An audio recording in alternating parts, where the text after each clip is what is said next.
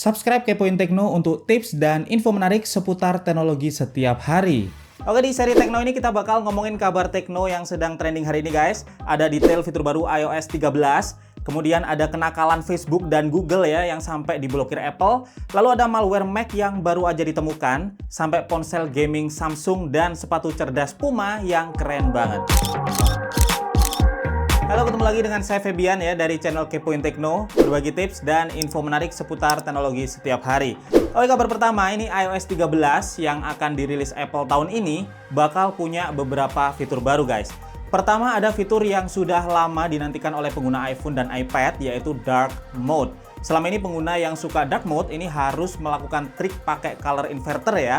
Kamu bisa tonton 10 trik iPhone terbaik di video Kepoin Tekno sebelumnya. Tetapi di iOS 13 ini opsi Dark Mode bakal langsung disediakan Apple. Selain bikin nyaman saat pakai HP di malam hari, Dark Mode juga bisa bikin baterai iPhone lebih awet ya, terutama buat pengguna iPhone X dan iPhone XS series yang layarnya emang udah pakai OLED. Selain itu, iPad bakal kebagian fitur baru juga, seperti home screen ini juga bakal baru, kemudian lalu ada fitur tab di aplikasi, sampai peningkatan file management, karena Apple pengen iPad ini bisa menggantikan PC dalam level tertentu. Apple juga bakal merilis layanan majalah digital di Apple News, sekaligus layanan streaming juga, tetapi mungkin nggak semua region kebagian layanan baru Apple ini. Kabar kedua, ini dari Samsung yang udah mulai memproduksi massal Universal Flash Storage 1TB untuk smartphone.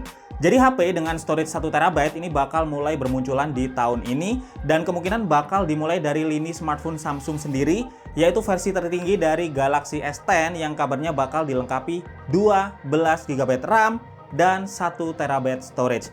Kecepatan baca storage ini cukup impresif ya, mencapai 1GB per second atau 2 kali lebih cepat dari mayoritas SATA SSD saat ini. Samsung mengatakan kalau 1TB storage ini penting banget untuk membawa experience notebook ke dalam smartphone flagship. Oke, sekarang kabar ketiga ini dari info lini iPhone terbaru. Jadi untuk iPhone 2019 yang bakal pakai 3 kamera belakang adalah penerus dari iPhone XS Max. Dengan kamera ketiga ini untuk mengambil field of view yang lebih besar, range of zoom yang lebih besar, serta pixelnya juga lebih besar. Apple juga bakal mengupdate fitur live photo, menggandakan durasi video dari 3 detik jadi 6 detik, dan iPhone dengan USB Type-C ini kabarnya juga sedang diuji Apple untuk menggantikan port Lightning yang udah dipakai iPhone sejak di tahun 2012 dulu. Sensor Face ID bakal diupdate, tentu aja chipset iPhone juga diupdate, tetapi desain iPhone tahun ini nggak bakal beda jauh dengan iPhone tahun lalu.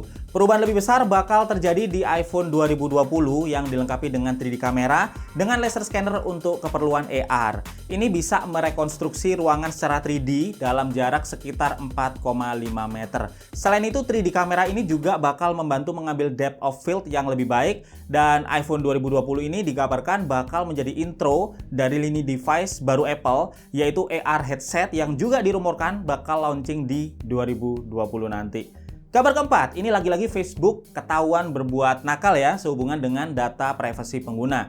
Jadi baru aja terungkap kalau ternyata Facebook ini sejak 2016 membayar beberapa pengguna berusia 13 sampai 35 tahun $20 per bulan plus bonus referral untuk menginstal aplikasi bernama Facebook Research di Android dan iOS. Begitu diinstal, aplikasi Facebook Research ini bakal men-tracking semua aktivitas pengguna ya, mulai dari aktivitas browsing, kemudian aktivitas sosmed, chat, berkirim foto dan video, email, serta lokasi pengguna untuk terus mengetahui tren dan juga memata-matai kompetitor mereka.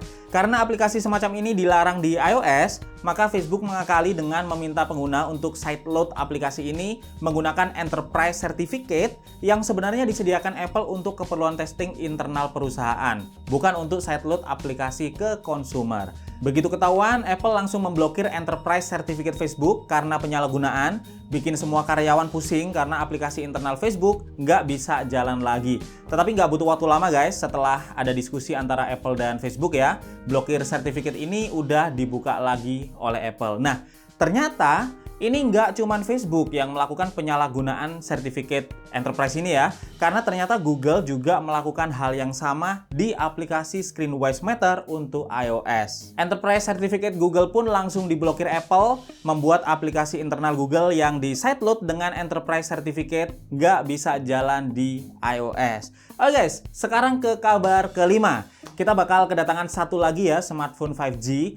karena LG ini dikabarkan bakal merilis smartphone 5G mereka. Jadi LG V50 ThinQ ini di bulan Maret bakal dirilis kabarnya dan bakal memakai layar 6 inch, Snapdragon 855, baterai 4000 mAh dan tentu aja modem 5G. Kita bakal tahu lebih banyak di event Mobile World Congress 24 Februari nanti. Sekarang ke kabar ke-6. Ini baru aja ditemukan malware baru guys yang menyerang macOS bernama Cookie Miner. Malware ini mampu mencuri cookies ya yang berhubungan dengan akun cryptocurrency exchange di browser pengguna Mac dan berupaya untuk login dan mencuri semua cryptocurrency milik pengguna. Malware ini diam-diam juga menggunakan resource Mac untuk mining cryptocurrency, khususnya Koto ya, ini cryptocurrency dari Jepang. Selain bisa bersembunyi dari firewall, Cookie Miner ini juga dikendalikan secara remote oleh kreatornya.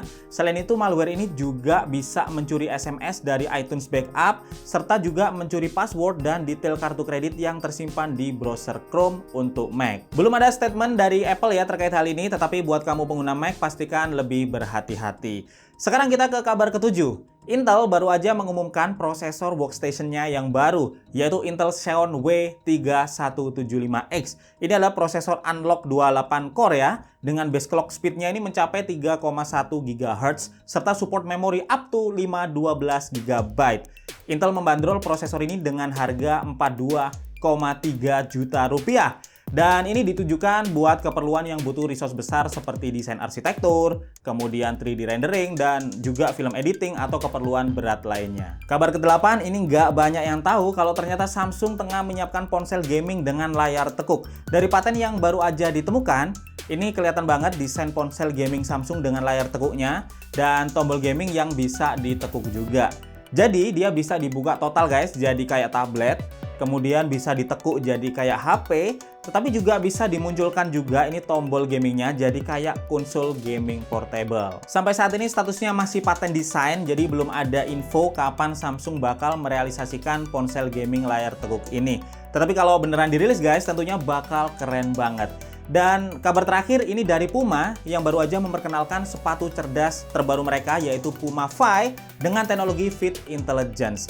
Sepatu ini guys dilengkapi dengan micromotor yang bisa mengikat tali sepatu sendiri ya, dalam tanda kutip.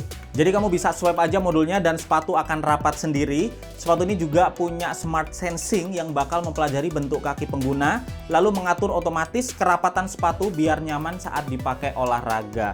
Kamu juga bisa mengatur kerapatannya lewat aplikasi smartphone ya, atau langsung aja mengaturnya lewat Apple Watch saat berolahraga. Dalam sekali charge, sepatu ini bisa bertahan sampai 1 minggu penggunaan, dan charge-nya juga mudah, kamu tinggal taruh aja di atas wireless charger pad-nya. Buat kamu yang penasaran, sepatu Puma Phi ini dibanderol harga 4,7 jutaan rupiah dan mulai tersedia di pasaran tahun 2020 nanti. Sebenarnya ini bukan hal baru ya guys, karena di 2016 Nike udah punya sepatu serupa bernama Hyper Adapt dan Puma juga pernah punya Puma Auto Dix di tahun yang sama. Oke guys, itu dia kabar tekno yang sedang trending hari ini. Sampaikan aja di kolom komentar kalau kamu punya pendapat seputar kabar tekno tersebut. Saya Febian dari Kepoin Tekno pamit dulu guys. Jangan lupa subscribe biar nggak kudet dan sampai ketemu lagi di video tekno menarik lainnya besok.